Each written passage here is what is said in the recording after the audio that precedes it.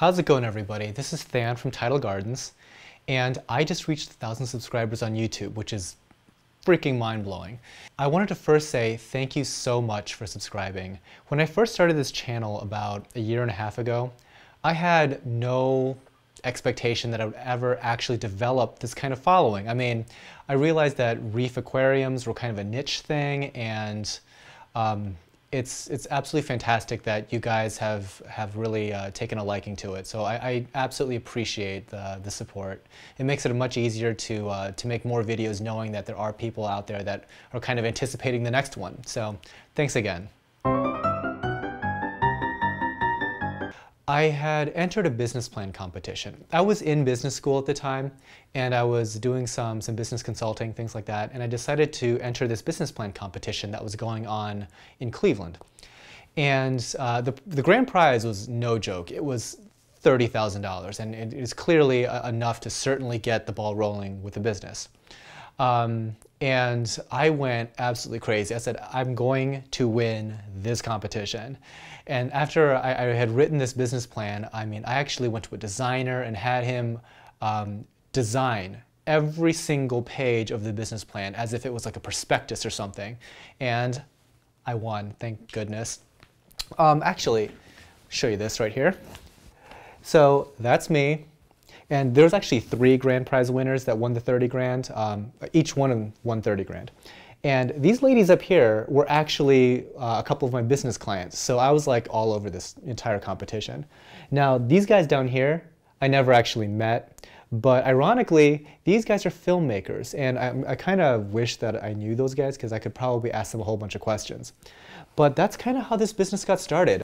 Now, having said that, the startup funds are great, but there's no way that a business like this starts up without a lot of help, and I mean a lot of help from friends and family.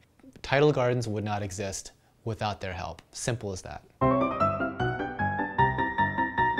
Long story short there is, we're not really a store. The greenhouse is in the back of my property, and it's not exactly the most accessible retail location for commerce.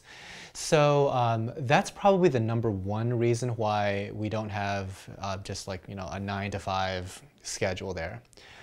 The other reason is I actually do own a couple other companies and things like that. So my time is kind of divided amongst a bunch of different things.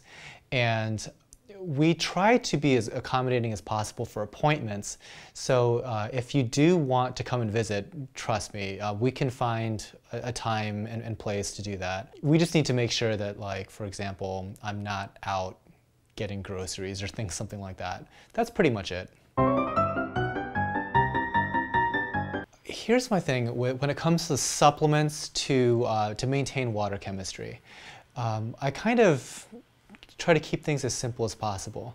So the most important thing to me is that no matter what, if you're going to try to add something to, for example, to boost alkalinity, to boost calcium, magnesium, any of these things, the most important thing is you're actually testing. I kind of worry a little bit when people tell me that they're just adding blindly a lot of different things. For example, iodine.